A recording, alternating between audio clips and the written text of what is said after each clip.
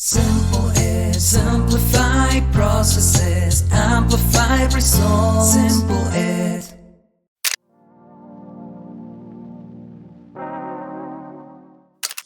So I would like to give a brief background about what's happening in India, though many of you may be aware of what's going on. So the national education policy, which was unveiled in July 2020 and which will be completing 5 years, has ushered in several reforms in the higher education sector in India. Institutions are now transitioning from a unitary to a multidisciplinary model. They are embracing research and innovation, incorporating technology in the teaching learning process, and most important is they're embracing a global outlook. So for many decades, for several years, the government, which plays a very critical role in the higher education sector in India, was more inclined to address the domestic priorities of equity, access, and equality.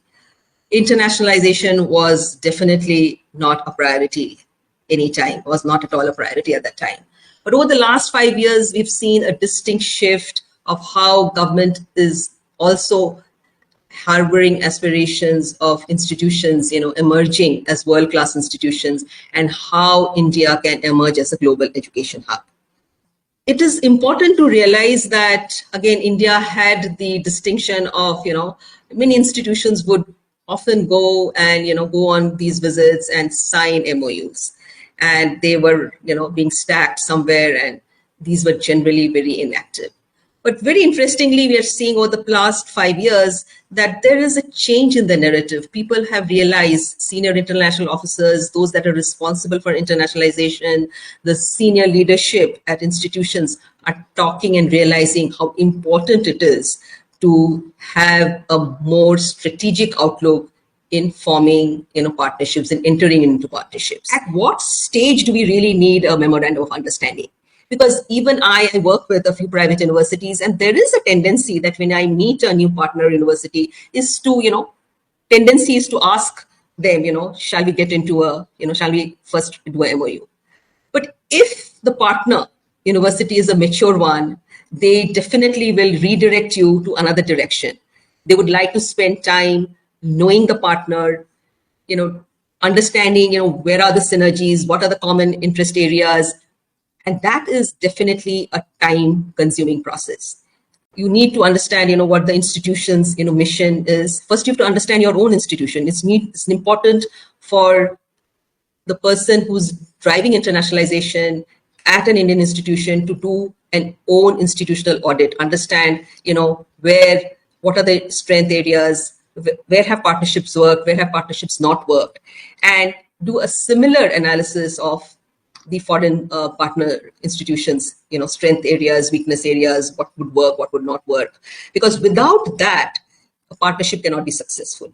You have to, prepare for, doing those kind of analysis. You have to do a survey of faculty of both institutions, do an analysis of the data, then bring faculty which have common interest on a virtual platform, do workshops, and then, decide, okay, these are the strength areas. And based on those strength areas, you enter into a MOU. Again, the leadership wants, more of these, dual degree pathways, progression, because they feel that that is one which is going to help, attract more students to the university. If there is a partnership, if there is a dual degree, if there is a pathway with a foreign partner university. But one has to realize that, again, how are you entering into these programs? It could be that, sometimes the partner university may not be able to offer the best program that they have. The universities that are, high ranked, they don't offer their best program for dual degree. They may offer something with the College of Arts and Sciences. For example, computer science is also offered in the US, in many US universities from the College of Arts and Sciences. So when you sit down and try to do an equivalence, the first 2 years, you will find it very challenging because their courses are very, very general ed, a lot of more liberal arts courses, which is very different, there are some liberal arts courses now, in the curriculum, but, the match becomes very difficult. You spend a lot of time. So what happens is, even if you're able to do an equivalence, most likely the students may have to spend an extra year at the partner university. So what does that mean? That means that the cost, to the program, goes up. And cost means finally the cost is borne by the students. So the students, it adds to the financial burden of the students. So is this the best way to, do a MOU only for dual degree, joint degree pathways progression? This is something that one needs to ask, and also educate the leadership about what are some of the pitfalls, of looking at it from a very limited lens. So when we are talking about building strategic partnership, this is something which I kind of touched upon early is, time. You need to invest time. You need to, give yourself, time to do research, understand the partner. Don't rush into, signing an MOU. That will not get us anywhere. It's going to be, probably a very, very meaningless exercise. And institutional audit, do internal, data analysis of what has worked, what has not worked is very important when you are planning, to build a strategic partnership that will work. It's extremely, extremely important. And trying to understand is how is it that you can manage and sustain partnerships. I have had, partner universities come to me and say that, let us see a couple of faculty, let them come together, let them work on a research project, let us see how it goes. So they believe in this more organic approach, slow, incremental. But oftentimes we are in a hurry, that no, we really need to cement, we need to really legitimize, the relationship. And as there's a saying that marry in haste, repent at leisure. This is exactly what is, actually going on, in most of our MOUs at Indian universities, is because we are getting into a partnership, we're getting into a collaboration with a lot of haste and realizing later on that it is not the best, model that we are looking at. Oftentimes I hear from, partner university, our students are really reluctant, to visit India because, they would prefer to go to a environment or a city or a country where, they are more familiar with. So I think a lot of selling has to be done also from our end as to what we can offer international students, international faculty. So it's important, that we, go beyond, just cementing a relationship. Patience, flexibility is extremely important in a relationship. I'm going to give the perspective of one school, the School of Pharmacy, the USC Mann School of Pharmacy and Pharmaceutical Sciences, within the larger ecosystem of the University of Southern California. I've been here for over 5 years in this role at the School of Pharmacy and Pharmaceutical Sciences. The University of Southern California, and this will give you a sense of there are a lot of different types of institutions in the United States. I've worked at other institutions that had a much more centralized approach. The University of Southern California takes a very decentralized approach. We are a large private research university of about 44,000 students. We are consistently ranked in the top 20 of U.S. institutions. We are known for being very welcoming to international students. More than a quarter of our students at the University of Southern California are from outside of the United States. And so we provide a very supportive and welcoming environment for those students. Our school has about 35 different MOUs. That is just our school. And so if you have 23 different schools across the University of Southern California, you can imagine that each one of those has 30 to 40 partnerships. That gets to be a quite extensive number of partnerships for the University of Southern California. The process is centralized in that we have to have our agreements go through our central office and be reviewed by our central legal office and our central global office. But beyond that, each school really has the freedom to develop its own partnerships and pursue those partnerships in a way that is meaningful specifically to the school. So that gives you a sense of the structure that I'm working within here in Southern California. I'm also associate dean for our graduate education, which is our master's and PhD programs. I'll just pause just a second to note that most of our programs are at the graduate level, so master's, PhD, doctor of pharmacy. And I'll just say that the University of Southern California, that in the field of pharmacy, pharmaceutical sciences, there's really only about a handful of U.S. institutions that are truly engaged in global partnerships. And so as a field, it's much more focused on domestic issues, on preparing future pharmacists to practice pharmacy in the United States. And so only a few, I would say 6 or 7 institutions, schools of pharmacy are really engaged in sort of the global discussion around the future of pharmacy and pharmaceutical sciences. I mentioned we have 30 to 35 partners. Some of those partners, there's maybe one activity that we do with them. In some cases, it's not a very active partnership, but we're always looking to have a handful of very strategic partnerships where we're doing multiple levels of activities. And those activities, of course, academic mobility and exchange, international enrollment, ultimately our higher ups at the universities are looking to enroll international students in our programs. That isn't a motivation for sure, particularly for those who handle the budget at the university. But we see a lot of value beyond that. Looking for mutually beneficial reciprocity is very important for us. Research collaborations. We are a research intensive university, and capacity building. We are involved in quite a bit of training programs that we do and curriculum development. Those are things that we welcome, those opportunities. The budget office of our university is very interested in seeing us demonstrate that these activities that we're doing with our global partners are leading to enrollments of international students in our degree programs or our certificate programs. And so I do share this slide to demonstrate that's something that's important to us, and that the growth of our enrollment over the past decade or so in our school specifically has really been driven by increases in international enrollments. Domestic enrollments are fairly steady and flat, but international enrollments have grown. Within our school, we have 4 departments. We have clinical pharmacy, health economics, pharmaceutical sciences, and regulatory and quality sciences. So all 4 of those different departments have their own programs. The largest program, of course, is the Doctor of Pharmacy, where we have close to 700 students enrolled in that. A small percentage, only about 5%, are international in that program, whereas other programs of our lab-based science programs are pretty heavily international, at 75% international students, and many from students from India. So when we enter into a partnership, of course, we're interested in students coming to USC, to our campus, for our programs with the degree program, or I'll mention some short-term programs that we do a little bit later on. But we're also looking at university partners overseas that could be hosts to our students. So my office, I'm very, very interested in that reciprocity, in presenting opportunities for our pharmacy students to gain experience abroad. And that can be a short-term program that we call a Global Pharmacy Experience, or a longer-term program, which we call an International Advanced Pharmacy Practice Experience. That's a 6-week rotation in a medical setting, in a hospital pharmacy or in a community pharmacy. And that's really a great opportunity for our Doctor of Pharmacy students to spend a significant amount of time with our partners. And so when we enter into our agreements with partners, we are looking at, is this a place where our students would be able to go? What are the facilities? What are the support structures in place for international students? What sort of access, what sort of mentorship and preceptorship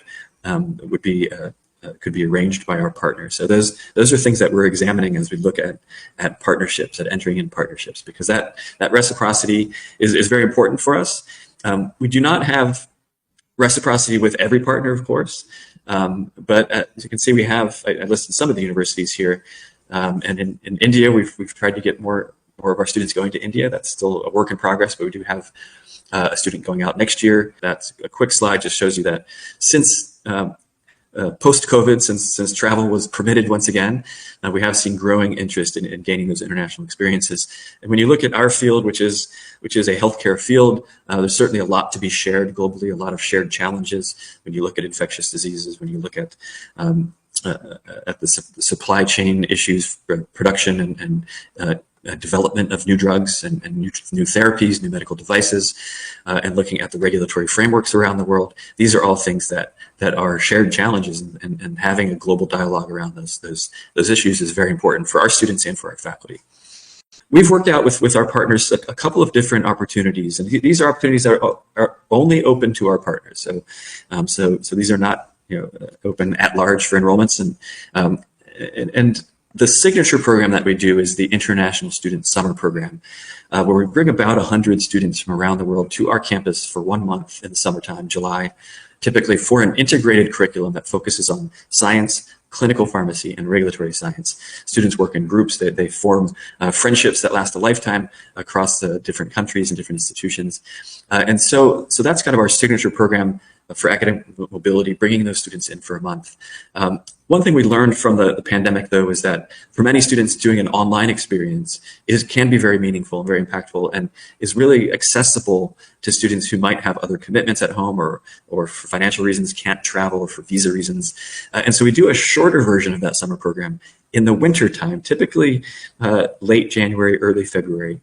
It's a shorter period. We have 7 sessions, and we do that synchronously. So in late in the evening here in Los Angeles, so it's early in the morning in India, but in different parts of the world, there's different time zones we work across. But that's a live course that we do. Similarly, a integrated curriculum across different fields of pharmacy, and that is open only to our partners. And so that's a value that we give to our partners, is that their students can enroll in these experiences, and we talk to our partners and find out sort of what works for them in terms of the timing, the academic calendar, the number of hours that are required maybe to meet specific requirements. Many of our students who come for the summer program are receiving scholarships, government scholarships, and so there are certain criteria that we need to make sure that our program fits, and that's all worked out in dialogue with our partners to make sure that what we're offering is something that really fulfills some goals for them, internationalization goals, but also opportunities for their students, and opportunities, frankly, for them to recruit students into their programs. Because they're a partner with USC Man, so their students, as enrolled in our partners, they can take advantage of these opportunities. Our partners, this was from last summer, so 2024, all of these institutions sent us students for our international student summer program. So you see front and center, Manipal University is one of our key partners in India. We're very excited to work with them. But you see many different universities from different countries. We are always looking to expand and diversify this number of partners, again, in ways that are meaningful for both institutions. Of course, a lot of what our focus is in pharmaceutical sciences and clinical and experimental therapeutics, regulatory science, health economics, we're doing intensive research in these areas. And our faculty members, we're constantly looking for those connections around research topics, taking part in conferences, doing joint publications that bring in data or bring in perspectives from different countries always have a better chance at publication in a high impact journal. So that's something that's definitely valuable both to us and to our partner institutions. And so we look at those research opportunities are extremely important. So just to demonstrate some of what we do to encourage those international relationships, of course, we welcome international students into our programs. Our PhD programs and research, in our lab-based research programs, and our health economics program, those are open to international students. And I would say about 35% of our 35 to 40% of our PhD students are international students. So, and those are fully funded programs. You receive a stipend as a PhD student. They're very competitive, but we do welcome applicants from abroad for those programs. We also encourage our students, our PhD students, to get out and present their work. We provide travel stipends to them to take part in conferences, not only in the US, but internationally, so that they can interact with scholars globally and put their work out there, the research that they're doing. We do have postdoctoral research positions, and so if there are connections with our faculty members, we can arrange to bring collaborators in for a short-term program, for a year, for longer, to work side by side with our researchers in the laboratory and generate some scholarship and some publications from that partnership. There are several different master's programs. We also have a Doctor of Regulatory Science program that is unique because regulatory science is something that we are looking around the world at how drugs and medical devices are regulated, trying to harmonize policies. And this is something very important to the biotech and pharmaceutical industry because when they have a product, they want to bring that product to different markets. And we are training experts in how to do that. And so having that global perspective is very important. We do have our doctoral students every semester do a trip to meet with regulatory bodies in different parts of the world. And so this past year, our doctoral students have been to Taiwan and Thailand and Japan. I think a trip to India will be in the works soon, a trip coming up to Brazil and looking at Latin America. So having that global perspective is extremely important. In fact, we have a center, the D.K. Kim Center, that is a consultancy, essentially, that works with different entities around the world to talk about good manufacturing practice, good laboratory practice, the standards that are required by regulatory bodies. We have a partnership right now in Japan that is funded by the Japanese government, where we are training sort of the next generation of regulatory officials in Japan with Hiroshima University. And that's something that we do. We are recognized as an APEC Center of Excellence. And so we host training sessions for regulators around the world each year, and we do travel around the world and visit regulatory entities and share our expertise with them through different training sessions. We're developing partners, and we do training sessions, developing partnerships in Brazil, South Africa, and other places. And so we are looking to partner with those. And so oftentimes regulatory science is one, it starts off a relationship, and then we'll expand that relationship into different ways. Hello, thank you so much for watching this recording. I hope you found it useful and valuable. My name is Yasir and I'm the founder and CEO of SimpleEd. At SimpleEd, we do amazing international education events throughout the year, so please check out our website and find out more information.